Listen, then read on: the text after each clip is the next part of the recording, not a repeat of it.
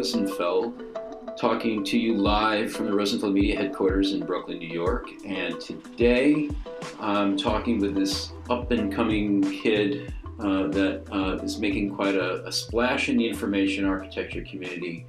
Goes by Morville, I believe. Did I pronounce it right? You got it right, Lou, and thanks so much for that lovely intro. I'm just so happy to be a youngster here in this community today. Peter, you're always going to be younger than I am. I hate to break it to you. And when you and I met, which is probably going back to 1992? Yes, that sounds right. About right. I guess it's about a 3 or 4 year difference really was a big one. And now we're old farts and it doesn't really matter. Yeah, we've been kind of tied at the hip for quite a long time. Peter and I, if you haven't heard of it, co-authored the Information Architecture for the World Wide Web book, the Polar Bear book. I don't remember what it's been retitled at, but it's now in a 4th edition. Thanks to, in large part, to Jorge Arango for dragging us forward and making sure that 4th edition came out last October. But yeah, we've been doing that, and we ran Argus Associates, and we've collaborated on the Information Architecture Institute, and you've helped out on Rosenfeld Media. And I don't really, it's kind of hard for me to figure out what to talk with you about because our lives have been so, as they say, intertwingled. Well, it's funny, if we go back to that auspicious meeting in 1992, as I recall, I was interviewing you as part of my student project at the School of Library Studies, Information and Library Studies at the University of Michigan. And I was recording the interview on an old-style cassette recorder, which was state-of-the-art back then. And the main thing I remember about the interview is I remember you complaining that the students at the school weren't interested in the internet. And I ended up coming back to you and saying, hey, I'm a student and I'm interested in the internet. What are you going to do for me? The technology has changed, but the fact that you're complaining hasn't. That's right. I mean, if you were interviewing me today and we were both there, I'd be complaining about the students not being interested enough in libraries. Right. Well, some things, never change. But it is funny that we really were fortunate to be there just as the internet was beginning to go mainstream. At a time when the number of people who were on the internet and interested in the internet was fairly small, and as we were going through that transition from the kind of old style tools of Telnet and FTP and Gopher to a kind of a graphical web browser. And I think a lot of our early ideas were, of course, formed at that time when we were just trying to help people understand what is the internet. And of course, in the last 20 years, things have changed so much that today's kids just take it for granted. Well, and I think what I remember a lot about that time was having a bit of a missionary zeal that I sometimes wish I could recapture, to be honest.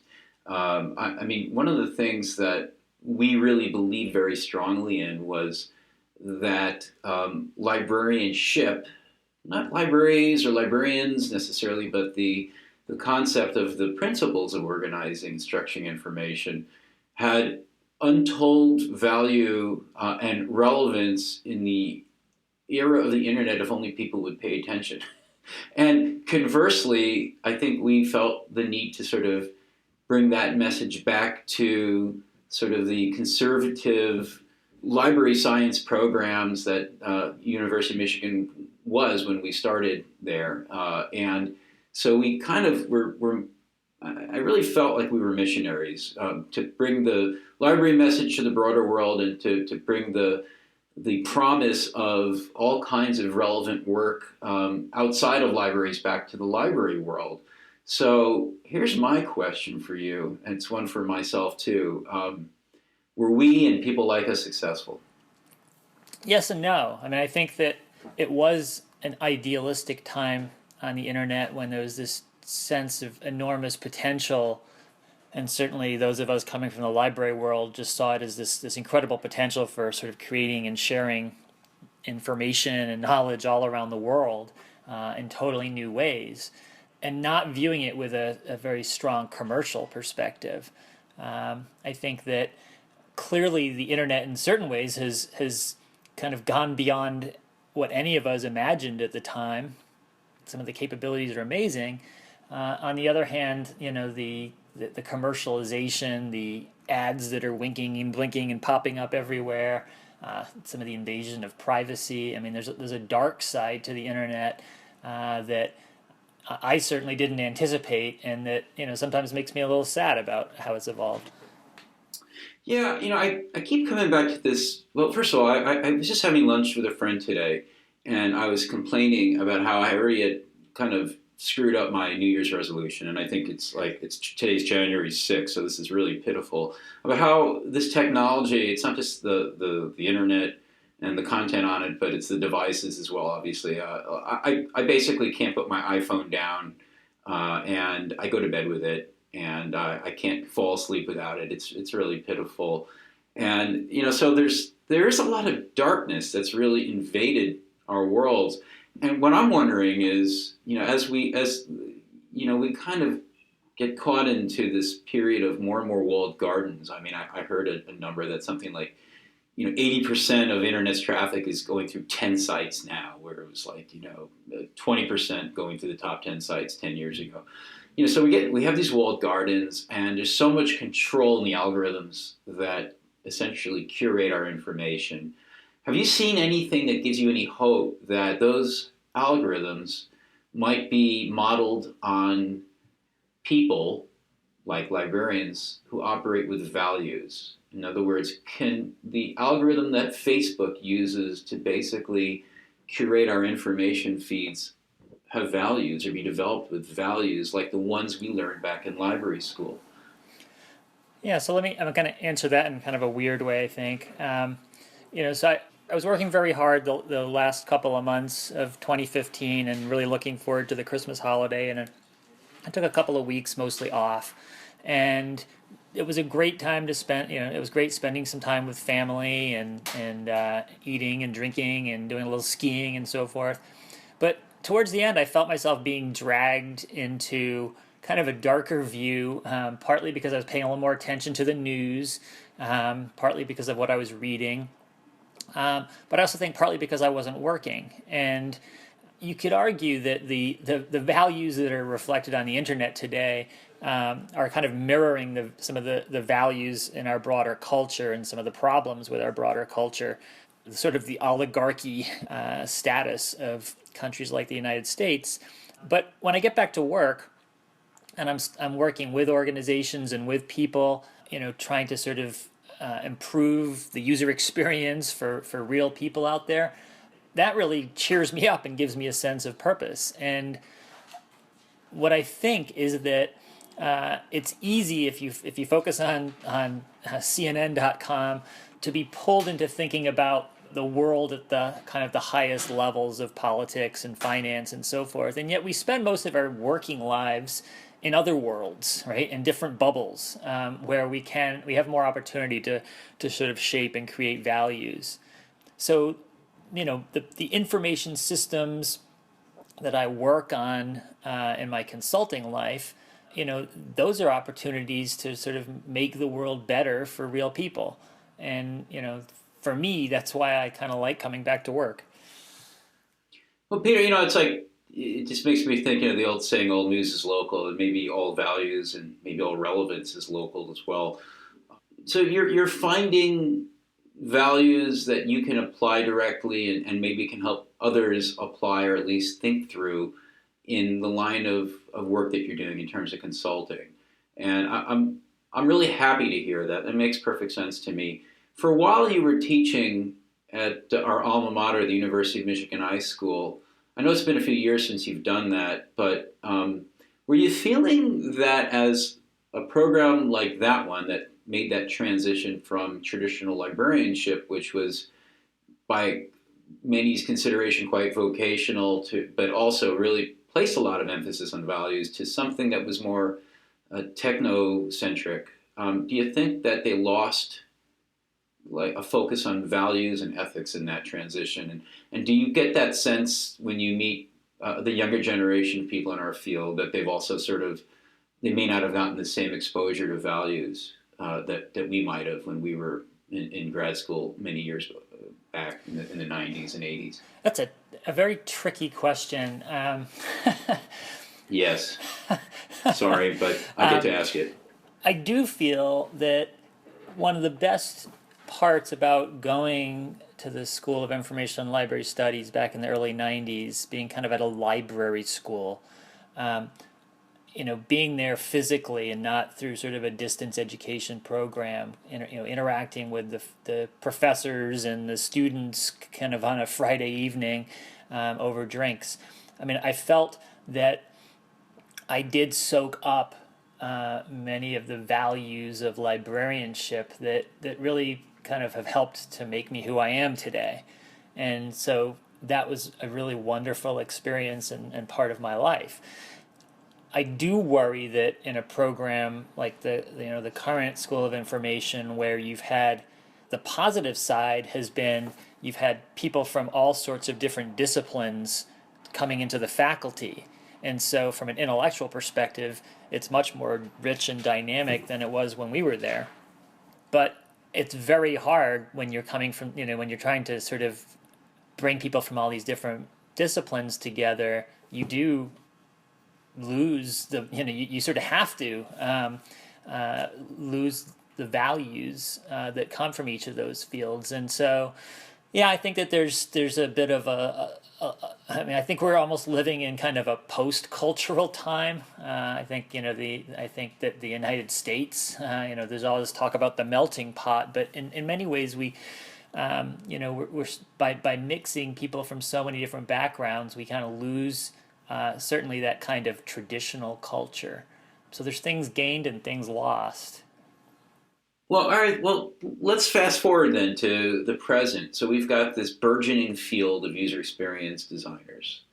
And I don't know if you would agree, but I feel like one of the things that makes us stand out, makes us maybe feel like we're the chosen people to some degree, is that we are charged with and have taken on the role of humanizing today's technology infused experiences, right? I mean, we're the ones who are supposed to put people at the center of whatever activity we're involved in, and having empathy with those people and understanding their contexts and doing things that really ideally make their lives better. I mean, I don't know if you agree with. Well, let me ask you: do you agree with that? Are we truly the humanists of the 21st century? I think there's some truth to that, but I would sort of say that's a kind of an idealistic description of the user experience practice or community. What I see is there's a certain amount of personal choice, and that's sort of involved in the kind of user experience you practice. I mean, it reminds me of a visit I made at least 10 years ago. I was in the D.C. area, and I was asked to talk to some of the senior folks at U.S. News and World Report, and we were just sort of having a conversation about how I might be able to help them. And at a certain point, after the sort of nice introductions, they basically sort of put it to me, like, how are you going to help us to make more money by getting either more people to our site or more people to click on our ads and so forth. And I just said, that's really not what I do, right? U.S. News and World Report kind of for me represented a tremendous sort of library of content, and there would be so many interesting opportunities to provide better access to that content and help people kind of navigate and explore and discover. But they had a very bottom line focus at the time. And I said, that's really not something I can help you with. And it didn't really go any further. I mean, there's a lot of folks within the user experience world who are focused on, how do we increase conversions? How do we get people to, click here, click there? And that's not the side of UX that interests me. And it's a side that is, it's very closely aligned with big business and the sort of the growth kind of demands that folks are experiencing. So I feel like I would argue that UX is sort of neutral, right? There's kind of a good and a good sort of from an ethical perspective. There's sort of a light and a dark side, and you can kind of decide which you go. Well, but I don't know. That feels a little too, I don't know, black and white to me, to be honest. Like there's got to be some gray. I mean, ultimately we have to create value that sustains organizations that in turn sustain us, right? We have to get paid. There has to be some income generated from our activities. It doesn't necessarily mean that it's predatory. I mean, arguably, a user experience person that's focused on conversions might be doing so on behalf of like a really great nonprofit, right? I mean, they're so there's a lot of grayness there, and I agree with you. I mean, I think maybe we're not. I think we have a lot of potential to be those humanists, but we haven't necessarily very concretely asked ourselves those questions about where we are in that scale, and how do we maybe be self-aware so that we don't slip into the dark side, because it's a slippery slope naturally. So we probably have to recalibrate from time to time. And I don't know. I mean, I don't know, what fields have really taken on ethics to that degree that they're constantly asking themselves that question. Maybe, hopefully, psychotherapists and other caregivers. I just don't know. But, then the question I was going to get at was, assuming there is a sort of ethical or value-driven ethos in the user experience world, I don't know that it's expanded to tackle what we were really being missionaries about a long time ago in terms of information and its curation. And I think content strategists touch on it a bit, but I'm not really. I mean, the IA community kind of does, although sometimes I think we take it for granted a bit, or we're focused on other things, and we're kind of hoping to get to the curation ethics at some other point, and it's never really front of mind. What's your take on that? Do you feel like we're doing it? I mean, that's what I find so exciting about the information architecture and user experience communities at the moment, is that from an intellectual perspective, there's just a vast landscape to explore. So what I was working with Harvard Business School's Baker Library on last year was this kind of holistic cross-channel evaluation of the user experience and how we can improve it, right? So there was a focus in on the website and how that can play better within the broader ecosystem, but a very powerful recognition that it's not just about a website anymore. It's about how it's about the people, and it's about the physical place, and it's about the services, and it's about how these all work together.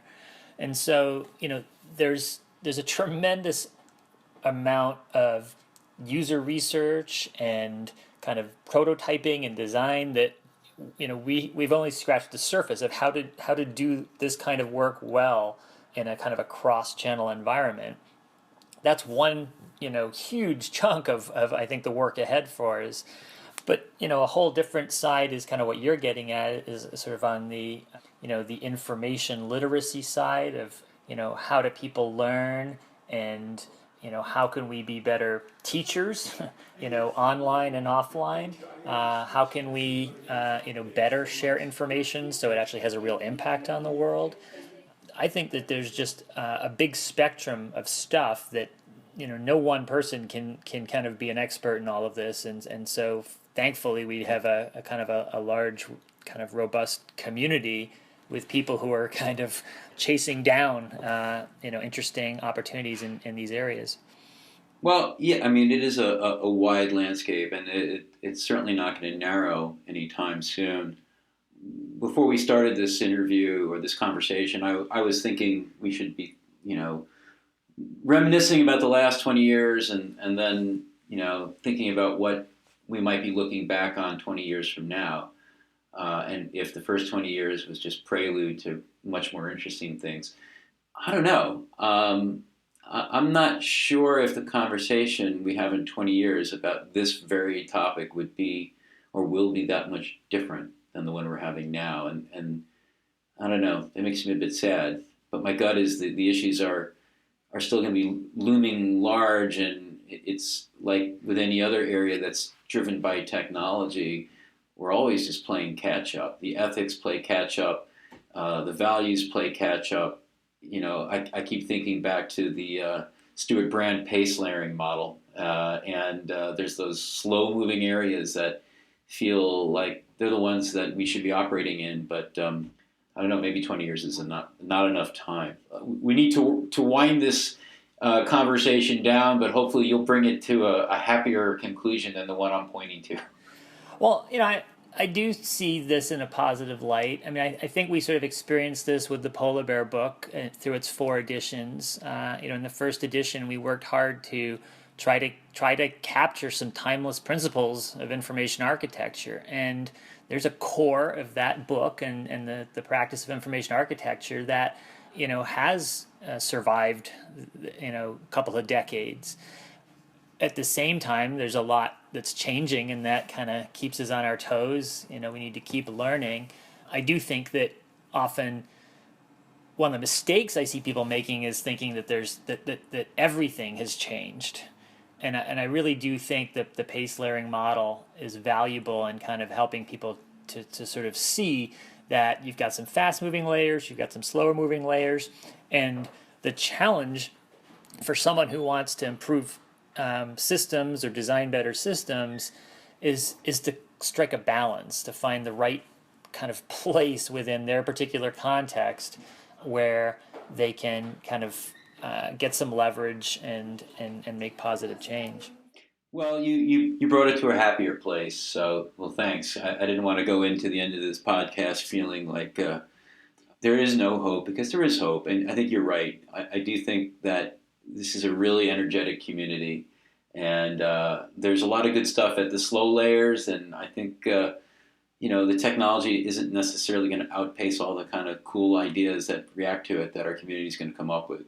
Either way, it's going to be a pretty cool 20 years. So let's get it on the calendar for 2036 to have a follow-up interview. What do you say? Sounds good, Lou. All right. Well, thanks, Peter. It's great talking with you. Wish you a great new year coming up, and we will catch you hopefully again before 2036. Thanks a lot. Take care.